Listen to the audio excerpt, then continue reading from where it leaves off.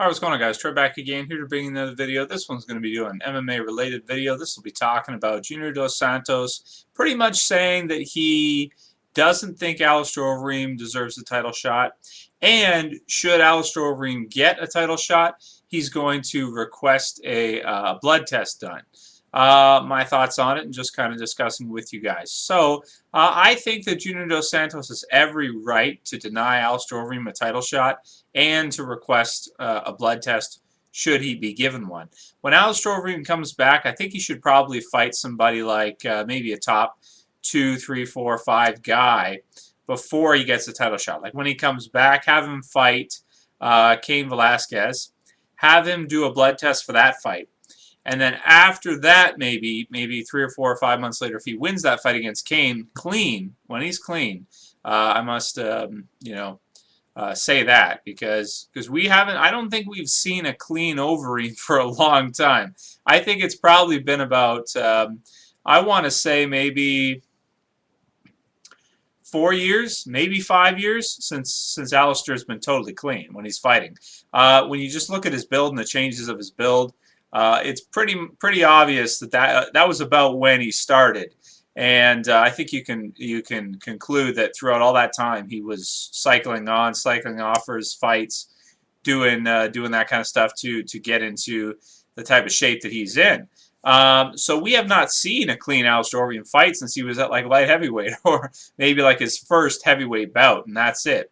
After that, I mean, he's been juicing pretty much ever since, in my opinion. Of course, it's all speculation because we don't know for sure, but I think you can pretty much say that at this point. Now that he's been caught and everything, people kind of knew he was anyway. Like a lot of people thought he was in the beginning anyway, and now we kind of know that he pretty much was probably on it all the way through.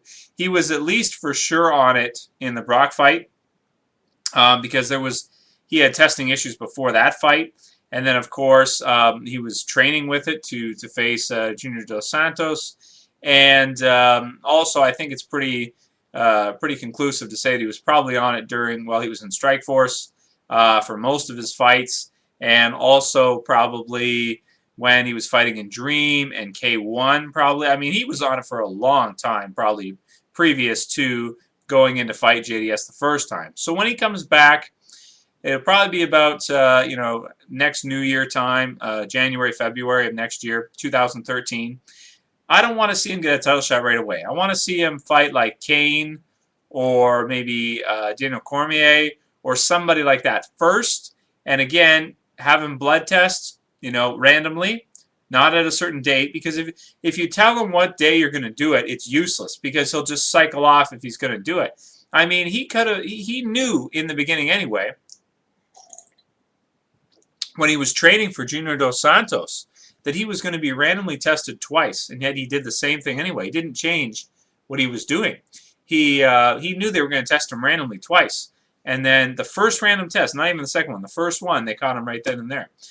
So that kind of tells me, like, does he need it to be able to perform? It kind of sounds like he does need it, because if he knew they were going to randomly test him anyway, and yet he did it still, what does that tell us about him? What does that tell us about he either needs that shit, or maybe he just doesn't feel the same without it, or maybe he was just so confident he could get away with it that he just went ahead and did it anyway.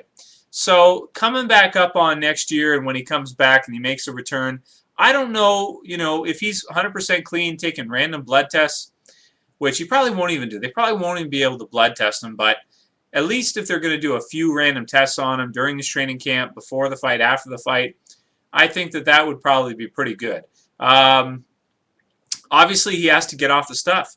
He has to get off of it. He should have got off it before, after the Brock fight, where he had the incident of the whole trouble with the testing, and then he found out that he was going to have to test randomly twice. He should have been off it then, and he wasn't.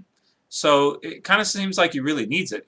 I don't know if he's going to be the same fighter when he's off the stuff. I really don't. I don't know if he's going to be the same, unstoppable, just coming forward the whole time, shrugging off Brock Lesnar, putting a combo on Todd Duffy, knocking him right out in like a second, like 2 seconds, putting Lesnar down, and so quickly in the first round, and just everything that he's done all these years. If he didn't have that stuff, what would he look like? How would he fight? How good would he be? In the K1 tournament, would he have gassed sooner? Would he have not been as strong? Like there's so many different questions to keep in mind here when you're training with that kind of stuff. So those are kind of my thoughts on it. I don't think he should get a title shot when he comes back, and I think he should test. He should have some random tests. And to be honest, I don't think Alistair Overeem is going to be UFC heavyweight champion. I really don't. I think that when he gets off the stuff, and if they're randomly testing him 2 or 3 times per fight, just randomly at any time, at press conferences and stuff like that, he really doesn't have a choice. He'll have to get off it, and when he does, I think that he'll be in the type of situation where he won't be the same. He won't be the same fighter. I really don't think he's going to be the same fighter. I don't think he's going to have the same strength. I don't think he's going to be able to train the same. I don't think he's going to feel the same going into the fight and the fights up. And yeah, I don't think Alistair Overeem is going to be #1 anymore. I think that if he would have fought Junior Dos Santos and got away with what he was doing, he probably would have won that fight. But now that he's going to have a year off, he's going to come back without the stuff. I don't think he's going to beat JDS this time, and he might not even make it. Like if he has to fight Kane first, would a clean Overeem beat Kane? I think that's debatable. I mean, before I would have said for sure, oh yeah, he will. But now he's going to come back. He's going to be a different fighter. So I don't know, man. But I think either way, I wouldn't be betting on Alistair Overeem to beat JDS now, just with all the stuff that's happened, knowing he's going to be clean. I think people underestimate all the time. A lot of people say, it doesn't make that much of a difference if he's taking juice or not. It doesn't change the fighter. It doesn't, man, I think that is such because, okay, I'm not disagreeing that technique is the most important factor. Royce Gracie proved that, okay? Royce Gracie absolutely 100% proved that beyond a shadow of a doubt. Technique beats everything else. Technique is #1, is king. I'm not disagreeing with that.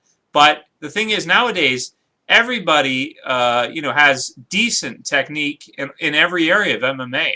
In the top 5 and top 10, fighters in any division in the UFC. They're all going to have pretty good technique in every area, pretty much.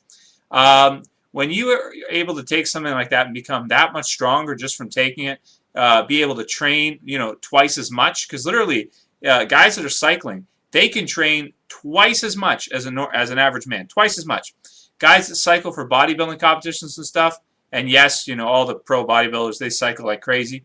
They work out twice a day, and usually each time they might work out for like 2 hours, an hour to 2 hours each time, twice a day.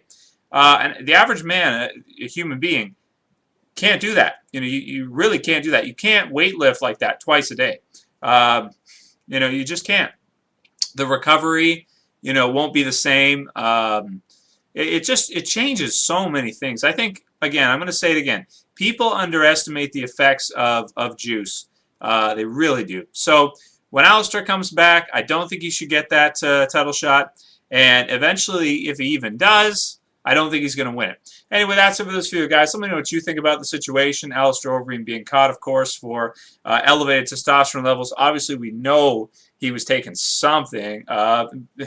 And those kinds of levels, you can't really get those kinds of levels without taking really strong stuff. Either you're taking tons of test boosters, which is similar to steroids anyway, and juice anyway.